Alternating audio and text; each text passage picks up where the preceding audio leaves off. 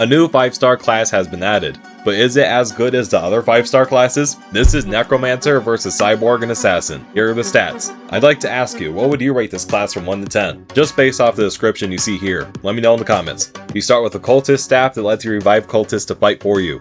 You can have up to 6 of them. This class must collect 3 cultist souls just to revive one of the cultists. So I brought the cultist bodies to Stronghold and brought them back to life.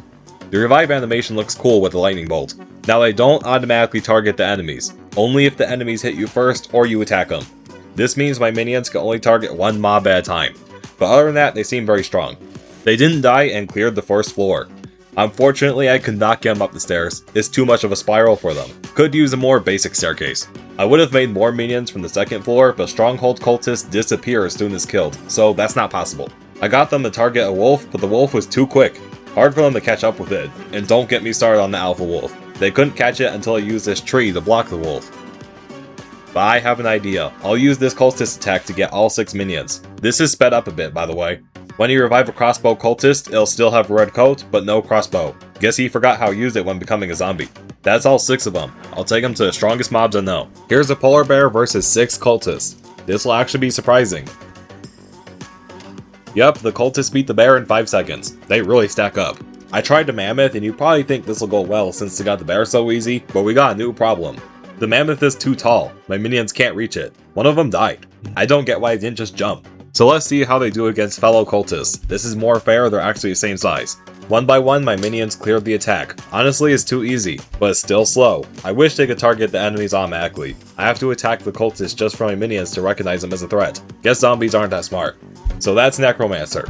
The cultist minions are indeed strong, but it takes a lot of effort to get them, especially since the stronghold ones can't be revived. Neither can you revive the ones from Snow Biome. I had to get mine from churches and campfire attacks. Remember, you have to kill 3 cultists to revive just one. And they behave like tame pets. They cannot recognize a threat unless it hits you or you attack it first. Once again, they are very strong, so this class is pretty good. Let's take a look at Cyborg and Assassin to find out what's a better class. Here's Cyborg. We all know about the laser cannon with high AoE damage. It's really good for clearing groups of enemies, so it can save the 4 kids really fast. And your alien energy restores with each kill.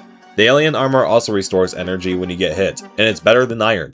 This class is the best in Stronghold. I can clear it in less than a minute. By the way, I got Thorn Armor from the Ruby Chest. What's your favorite Ruby Chest item? Let me know in the comments. To sum it up, Cyborg's good at everything, especially when you need to fight hordes of mobs. It's the best for Stronghold and saving the kids. Here's Assassin. You start with 120 kunai and have a 10% chance to find more of them in chests. Look, it happened twice on day 1, that's real lucky. The katana is great to start off with because it saves you time. No need to find a spear. Plus the katana just looks so much better than the spear. You have to agree. One of the best parts is Assassin's 10% extra sprint speed. It makes everything faster and is great for speedrunning, but the sprint speed also makes it easier to circle mobs without taking damage. That's a huge advantage if you use melee. Back to kunai, they can take down bears in seconds. Overall, Assassin is great for the early and mid game. It can easily save the 4th kids and is the best for speedruns. So here's the results of the challenge. Ratings will be from 1 to 5 in each category. 5 being the best score. First rankings early game. Necromancer does not have early game perks, no armor or weapons. You need 3 cultists killed to use a staff. Cyborg has laser cannon and armor. Night vision immediately.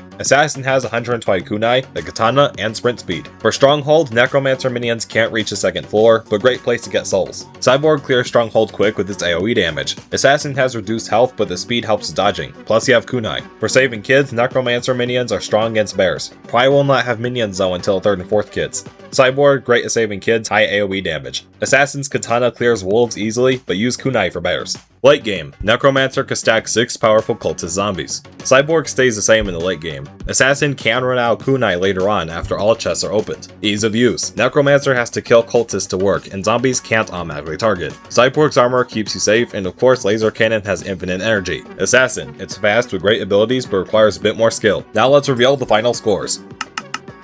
There they are, but here's a bonus challenge for you. Rate the drip of each class from 1 to 5. Which class looks the coolest? And feel free to rate the drip of even more classes you know.